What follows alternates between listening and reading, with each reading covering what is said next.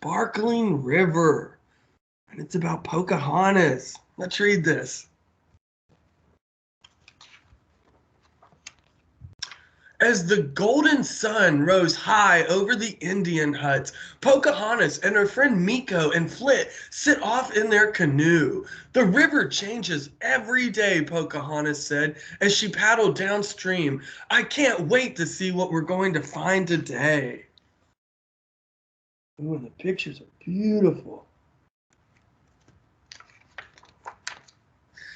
A fish flipped up beside the canoe, waving hello with its tail. Careful, Meeko, Pocahontas warned as the silly raccoon leaned over to wave back. But it was too late. He flopped into the water with a loud splash.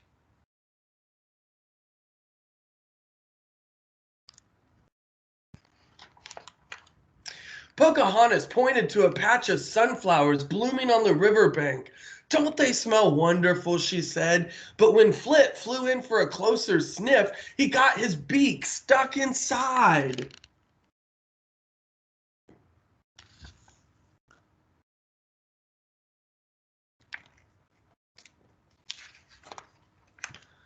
Meeko wondered what the tall green grasses growing in the water were. They're river reeds, said Pocahontas as she picked one, and they're just right for tickling furry tummies.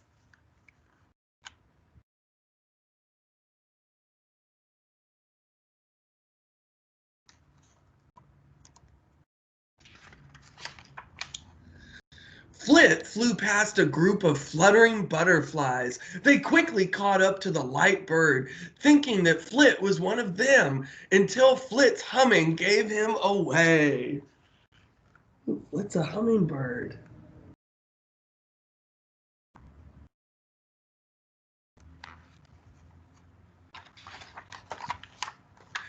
Under a tree, colorful autumn leaves covered the ground. Are you thinking what I'm thinking? Pocahontas asked. Race you to it. And with a running start and a big leap, Pocahontas was the first to land in the leaves.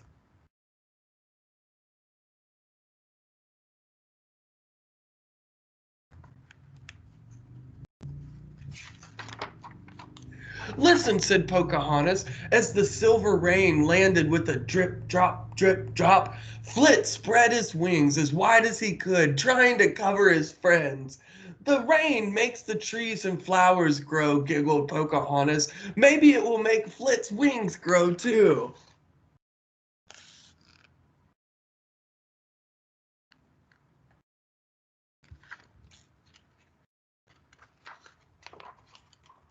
When the rain stopped, a beautiful rainbow appeared. Look at all the colors of the sky, Pocahontas said, pulling the canoe onto the shore. This is a wonderful place to spend the night.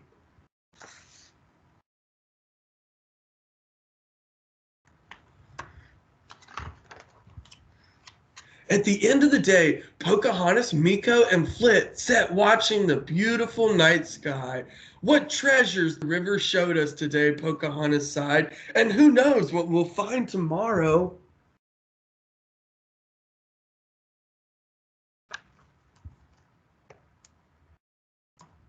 Let's find out what's this. There we go.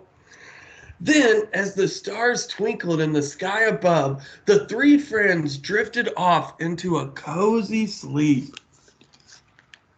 That was a great book, and that was called Pocahontas and the Sparkling River. I love this book.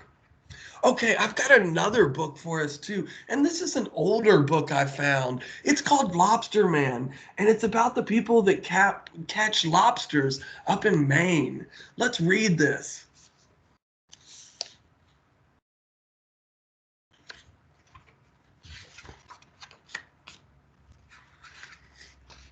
Lobster Man.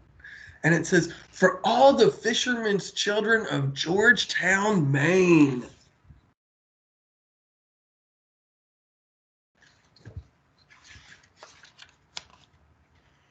Larry lives in a fishing village on the coast of Maine. White gulls soar above his house and perch on the rooftop. From his window, he can see the harbor full of fishing boats. So there's Larry right there. There's the harbor of fishing boats. There are long wharves with derricks for unloading the fish. Big boats and little boats are tied up to the moorings. There are trim white lobster boats and big sardine cruisers and draggers with fish nets dropping down from their mast and big round rusty floats dangling at their sides. There are sailboats and motorboats and dinghies and dories.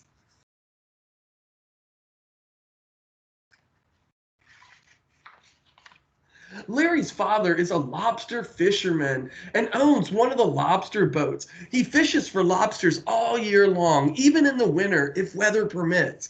But winter storms are hard on boats and traps, so at least once a year, Lobster Man has to overhaul his gear. Every spring, Larry's father has his big boat hauled out of the water, and then he and Larry work on the boat. They scrape off all the old paint and sand the boat smooth and then caulk her seams. Then they give her a brand new coat of paint. They paint her deck yellow and the boat's white with a black stripe and red below the water line. Ooh, this is them working on the boat.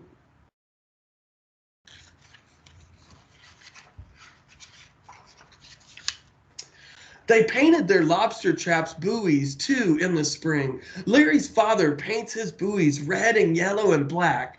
Every lobster man uses different colors so that he can tell his buoys from others.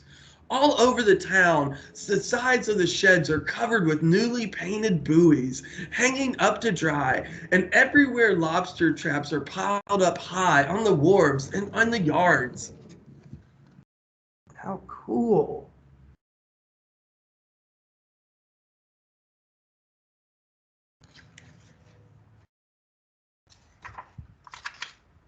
Larry and his father overhaul their traps too. They fix the broken ones and make new ones. They knit heads for the traps out of nylon cord. Heads are made of netting with a small hoop in the center for the lobsters to crawl through. They knit little bags too. Larry has been helping his father ever since he was old enough to drive a nail straight, and this year he makes a trap for himself. He saws the lathes and bends the bows and fits the flat cement slabs in the bottom of the ballast. He does it all alone without any help from his father. He even carves a buoy out of cedar and paints it his own colors, yellow with black and white stripes. So that's his dad right there. And that's Larry.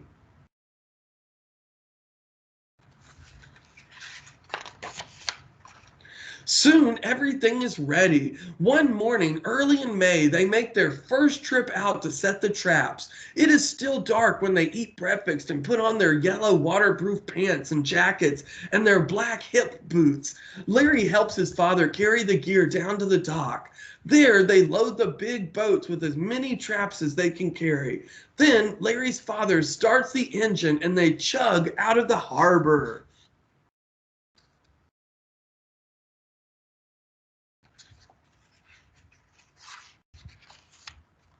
They chug past the big black buoy that marks the channel and past the tall spindle that marks hidden rocks under the water. White gulls fly after them, and black cormorants dive into the water and swim beside them with only their heads and necks showing. Ooh, look at all the birds.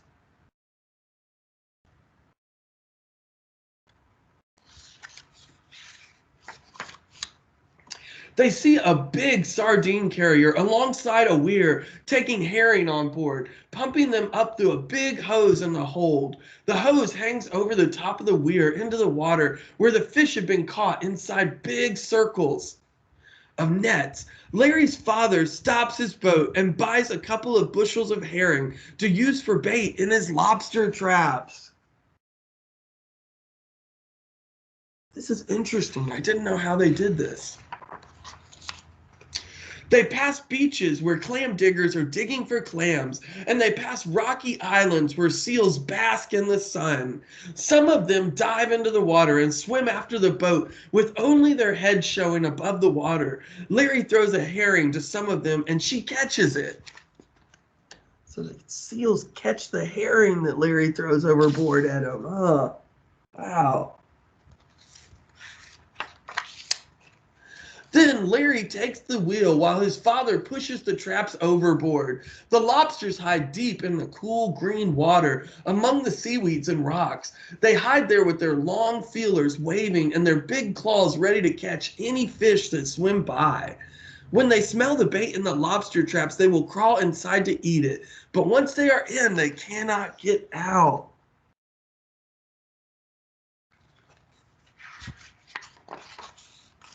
Larry and his father come to a little cove where long streams of brown kelp grow so thick that they can't even look down and see them waving in the great dark triangle, like a jungle under the water. There must be lobsters down there, Larry says. This is where I want to set my trap.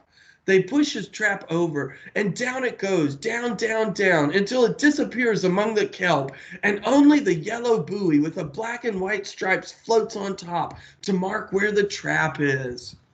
So there's Larry's trap right there. They set each trap in a different place. They make many trips back to shore for more traps. All day long, they drop the traps over the side of the boat, one by one. Some they drop far out to sea and come along, and some along the rocky shores. Then, as darkness falls over the water, they head back home.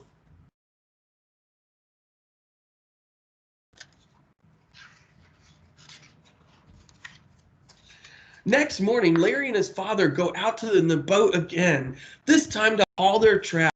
Larry reaches over with the gaff and hooks each buoy out of the water. See him right there? His father fastens the line to the winch that pulls up the traps, and the traps come up over the side, all dripping wet and covered with seaweed. There are starfish and sea urchins and little snails clinging to them too. Larry's father opens the door on the side of each trap and takes out the lobsters. He plugs their claws with a small wooden wedge so they cannot hurt each other and throws the basket back overboard. Then Larry refills it and they move on. When they pull up to Larry's trap out of the tangled kelp, they find 3 big lobsters in it. They weigh Larry's lobsters, and one is a whopping 4-pounder, the biggest they've ever caught. We'll keep track of all of the lobsters you catch, his father says. Then we'll sell them, and I'll put money aside for you. And by the end of the summer, you ought to have enough to buy yourself something you want. Maybe you can save up for a skiff or an outboard motor. But let's not sell these 3 lobsters, Larry says. I want to have one for supper tonight, and you and Mama can eat the other 2 because they're the first lobsters I've ever caught in a trap of my own. Then Larry puts his lobsters in a pail for themselves so they know where they are. Oh, that's good. So he's saving the lobsters for later.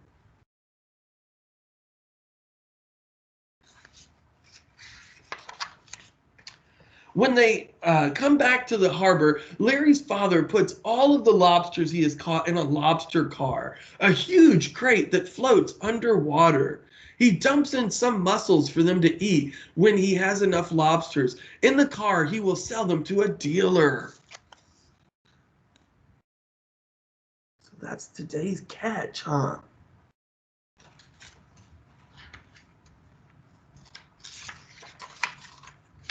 But Larry carries his 3 lobsters home, and his mother cooks them in a big pot until they turn nice and red all over. Larry eats every bit of that big lobster all by himself because he's so hungry. There is nothing that tastes as good as hot-boiled lobster after a long day at sea.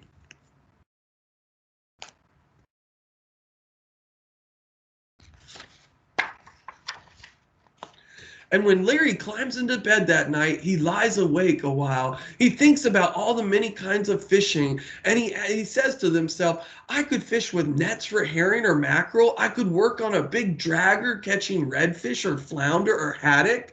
Or I could be a tuna fisherman or even a clam digger. But all kinds of fishing there are, I think lobstering is the most fun. And besides, I like lobsters, so I'm going to be a lobsterman when I grow up.